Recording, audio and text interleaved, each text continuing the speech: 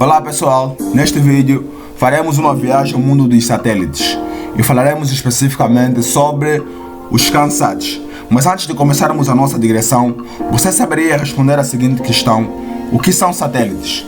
Mesmo que não saiba responder de forma certa e coesa sobre o que são satélites, de certa forma você pensou em dispositivos gigantes flutuando no espaço, como esses que aparecem na sua tela neste momento. E se eu lhe dissesse que a Terra e a Lua também são satélites? Isso mesmo que você ouviu. Então, isso remete-nos a dois conceitos novos: o que são satélites artificiais e o que são satélites naturais.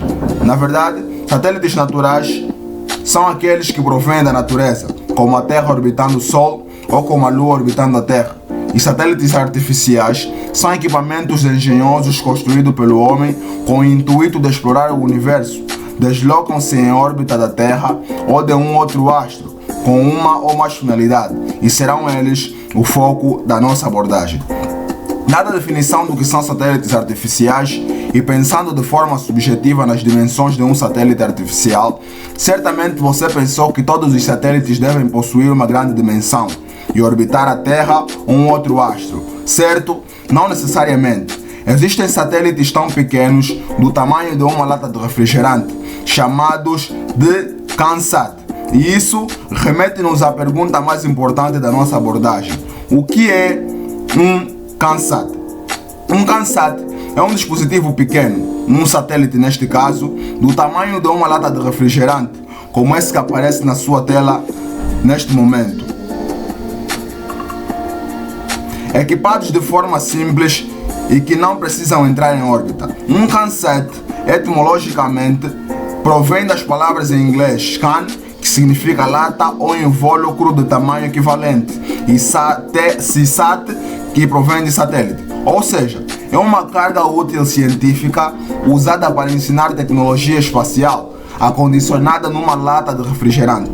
Em 1898, com 50 professores e estudantes da Universidade de Stanford, reuniam-se num simpósio no Havaí. E esse foi o primeiro simpósio universitário de sistemas espaciais, onde Bob Twiggs, professor da Universidade de Stanford, propôs a ideia inicial de que viria a ser conhecido posteriormente como pequenos satélites. A carga útil precisa caber nas dimensões de uma lata de refrigerante, de 115 mm de altura e 66 mm de diâmetro, e tem uma massa de no máximo 350 gramas. Pequenas variações nessas dimensões são admissíveis.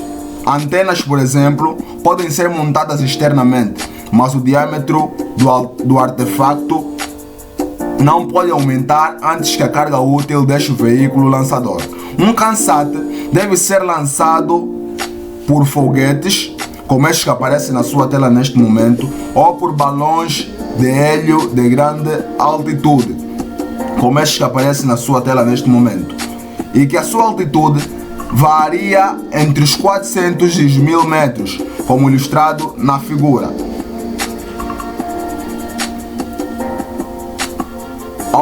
A uma determinada altura é largado e aí começa a missão.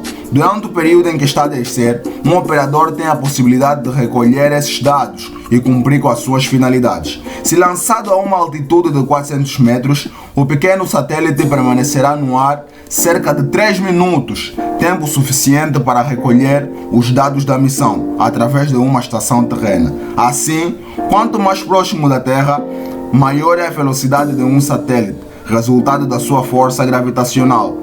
Como essa força é inversamente proporcional à distância, satélites posicionados em maiores altitudes apresentam menores velocidades, pois estão mais distantes da Terra e sofrem menor atração gravitacional.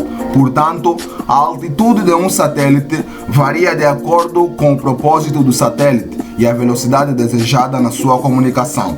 Num CANSAT, nenhum CANSAT até o momento foi lançado além da atmosfera ou chegou a orbitar a Terra. E para explicarmos tal facto, começaremos por imaginar a imensidão do espaço em comparação com as dimensões de um CANSAT.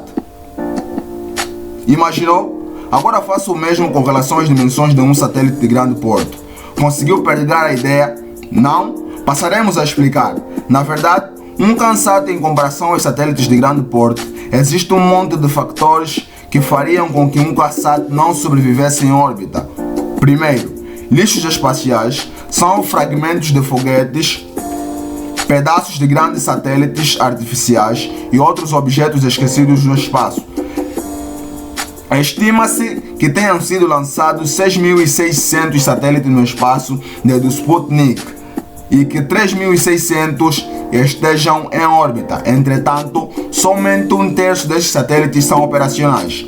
Os satélites não operacionais correspondem ao principal componente do lixo orbital, mas há diversos objetos flutuando na órbita da Terra e, levando em conta a baixa percentagem da engenharia aeroespacial, um CANSAT seria um alvo certo a se tornar lixo espaciais pelas suas dimensões e não só.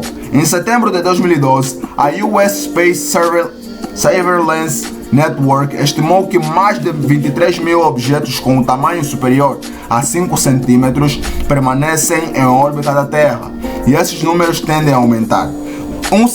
O segundo fator é: os satélites se movimentam no espaço e esses alcançam e gravitam na órbita com o auxílio de foguetes. Para continuar em órbita, eles dependem de um sistema de propulsão alimentado por um combustível especial, a hidrazina, um elemento em falta nos CANSATs. A vida útil ou a operacionalidade de um satélite é relativa, depende de vários fatores, como fonte de energia ou aplicação. Além disso, é preciso considerar que a nossa operacionalidade de um satélite está diretamente relacionada à sua capacidade em manter a sua trajetória em órbita. E para que isso ocorra, é necessário que haja energia e combustível suficiente. E com a ausência desses componentes em um CANSAT, seria impossível manter a sua trajetória.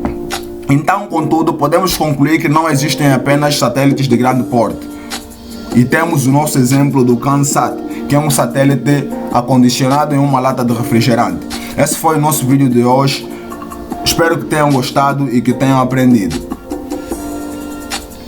Muito obrigado e fim.